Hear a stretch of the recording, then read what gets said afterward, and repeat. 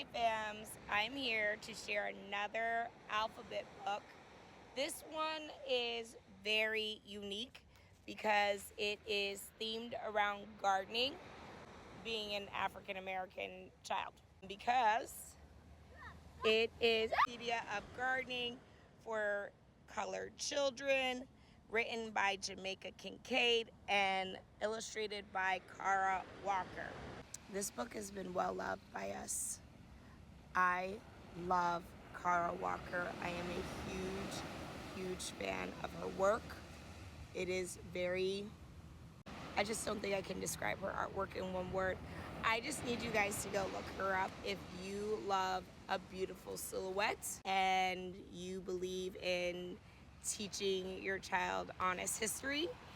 You can do that through the images alone that Kara Walker makes in her art, especially her early art.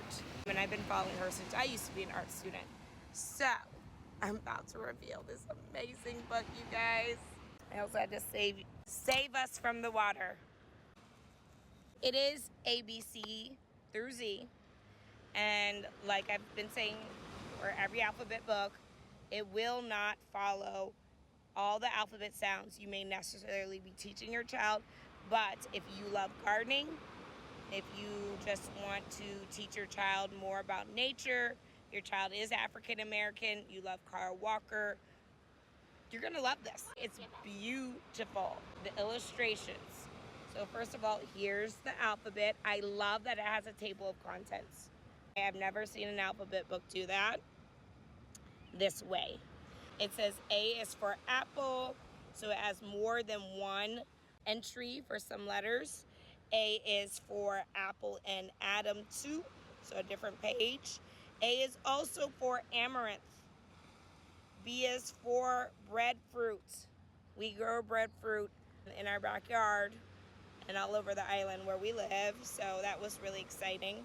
C is for cotton. Cotton also grows wild over here, so we were really excited. D is for daffodil. We had a neighbor who had these beautiful daffodils when we used to live in Maryland, so we always think of her. Shout out to Miss Carrie. E is for earth. F is for Franklinia.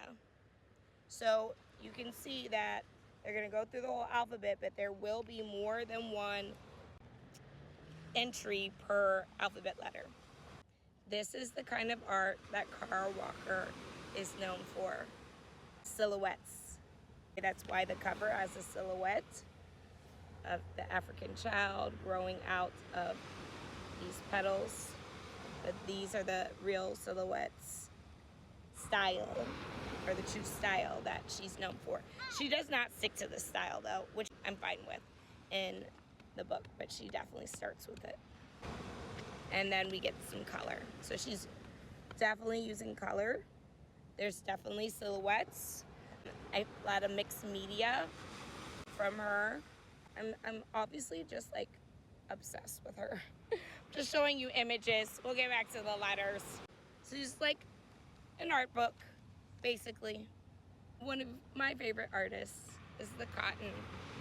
Look at who's holding the cotton. So let's start with C for cotton. I'm going to read a little bit of it.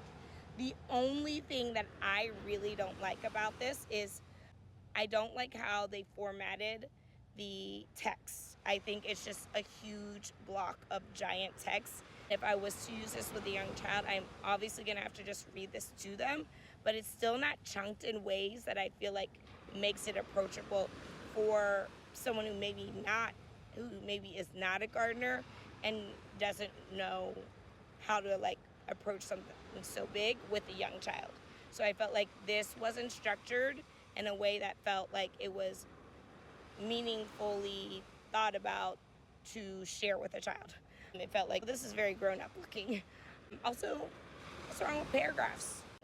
Just saying. I love you, Miss Kincaid. All right, I'm gonna read it. C is for cotton, or Gossypium, which is the scientific name they have in parentheses. A member of the mallow family, C. hibiscus, which also includes okra, hollyhock, and cacao or coca, from which is made chocolate. Cotton appears in regions nearest the equator. It has been used to weave into clothing for thousands of years. Adam and Eve could quite possibly have used it after they grew tired of using the leaf of the fig to hide their nakedness from each other. Cotton is one of the crops that played an important part in the industrialization and wealth of Europe. The community of people now disparagingly known as Luddites and portrayed as ignorant people opposed to the progress of the Industrial Revolution were really weavers of textiles who could not keep up with the vast amount of cotton produced by the enslaved people of African descent in the newly conquered islands in the Caribbean and the southern parts of North America. The mechanization of weaving textiles made the hand loom inefficient and unprofitable, and the hand loomers resorted to sabotaging the mechanized looms because they were losing a way to make sense of the world. Cotton, along with the sugar cane, was among the first commodities to make the world we now live in a global community. Talk about decolonizing the alphabet and gardening at the same time. Like, I just need you guys to know this is not your typical alphabet book or typical encyclopedia for gardening, and I love it. Check it out. Happy reading, fams.